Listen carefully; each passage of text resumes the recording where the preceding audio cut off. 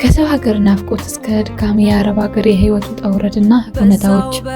ሰላም ጤና ይስጥልን የቻናላችን ቤተሰቦች፣ ዛሬ ይዘንላችሁ የቀረብነው በብዙ ሰዎች የሚቆጠሩ ወገኖቻችን በየቀኑ የሚኖሩበት ነገር ግን ጊዜ በውጭ ገጽታ ብቻ የሚፈረድበት የአረብ ሀገር ህይወት ነው።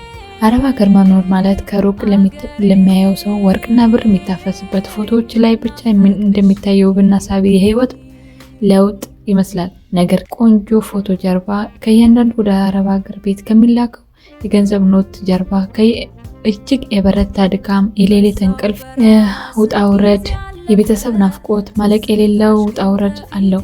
ዛሬ የዚህ የህይወት እውነታ ገጽታ ሰፋ አድርገን እናየዋለን። የአካል ድካምና የስራ ጫና። ወደ አረብ ሀገር የሚመጣ ሰው መጀመሪያ የሚያጋጥመው ትልቅ ፈተና የስራው ጫና ነው። እዚህ ሀገር የስራ ሰዓት የሚባል ነገር ብዙም ጊዜ አይታወቅም። ማለዳ ገና ፀሐይ ሳትወጣ የሚጀመረው ስራ እኩለ ሌሊት ሁሉም ሰው ተኝቶ እስኪያርፍ ድረስ ይቀጥላል።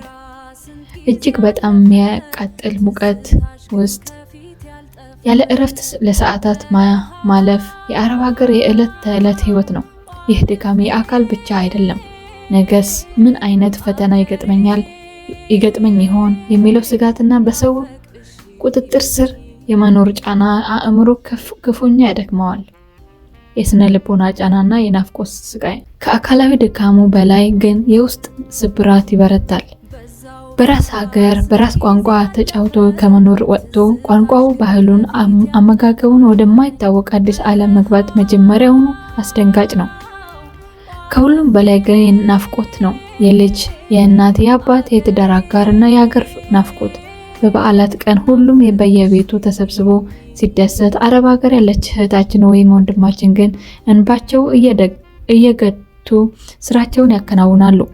በስልክ ደህና ነኝ ብለው ቢናገሩም ከሳቁ ጀርባ ግን ትልቅ የብቸኝነት ስቃይ አለ። የቤተሰብና የህብረተሰቡ የተሳሳተ ግምት። ሌላኛው ትልቁ ውጣ ውረድ የሚመጣው ከሀገር ቤት ነው። ብዙ ጊዜ በሀገር ቤት ያሉ ቤተሰቦች ወይም ጓደኞቻችን የአረብ ሀገር ድካም አይረዱትም። ገንዘብ እንደ ቅጠል የሚረግፍ ይመስላቸዋል። 500 ብር ላኪልኝ፣ ስልክ ግዢልኝ፣ ይህ አድርጊልኝ የሚሉ ጥያቄዎች በየቀኑ ይበዛሉ። እዚያ ያለው ሰው ግን ራሱን አጥብቦ ኖሮ ሳይኖር ተርቦና ደክሞት የሚልከውን ገንዘብ መሆኑን የሚረዳው ጥቂት ሰው ብቻ ነው።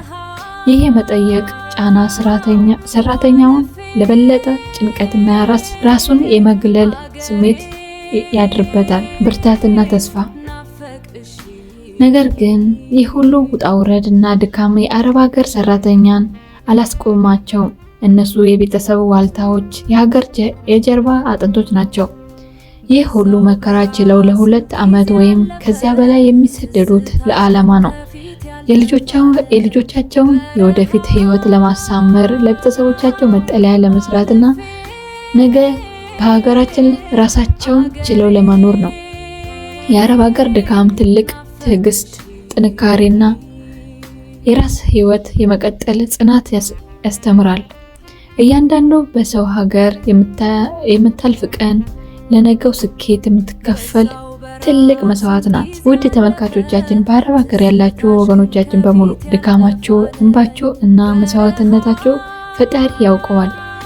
የለፋችሁበትን ዓላማ አሳክታችሁ በጤና እና በሰላም ለሀገራችሁ እንደምትበቁ ምኞታችን ነው።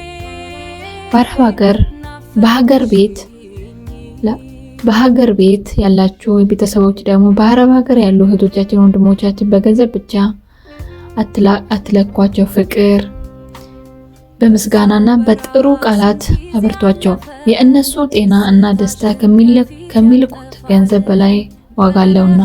ታዲያ ይህ ውጣ ውረድ ወደ ትልቅ ስኬት እንዴት መቀየር ይቻላል?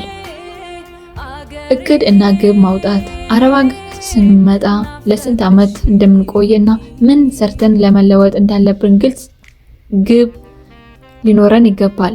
ዝም ብሎ ዓመታትን መቁጠር ሳይሆን የጊዜ ገደብ አስቀምጦ መስራት ድካሙን ያቀለዋል። የገንዘብ አጠቃቀም ቁጠባ። የምናገኘውን እያንዳንዱን የሳውዲ ሪያል ሆነ ሌላ ምንዛሬ በአግባቡ መያዝ።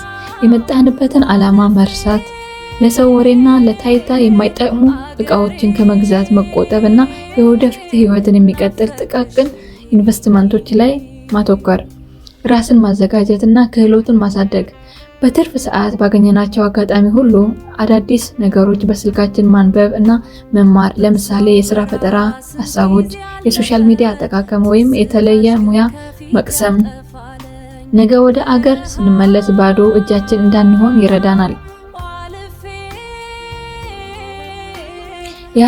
የአረብ ሀገር ስደት ማለት ራስን ቀብሮ ሌላውን የማኖር ከባድ መስዋዕትነት ነው።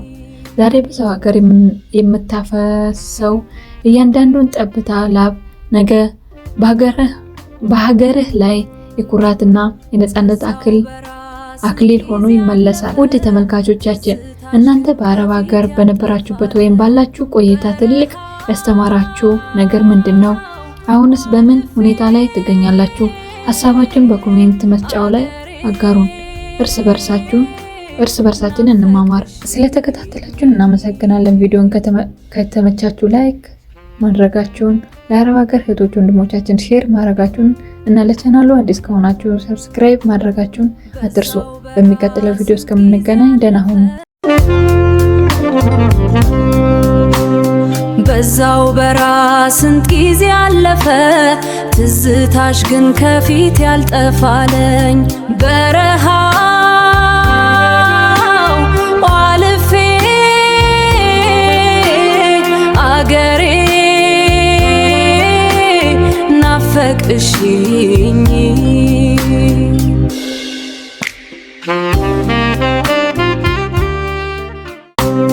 በዛው በራስንት ጊዜ አለፈ ትዝታሽ ግን ከፊት ያልጠፋለኝ በረሃው አልፌ አገሬ ናፈቅሽኝ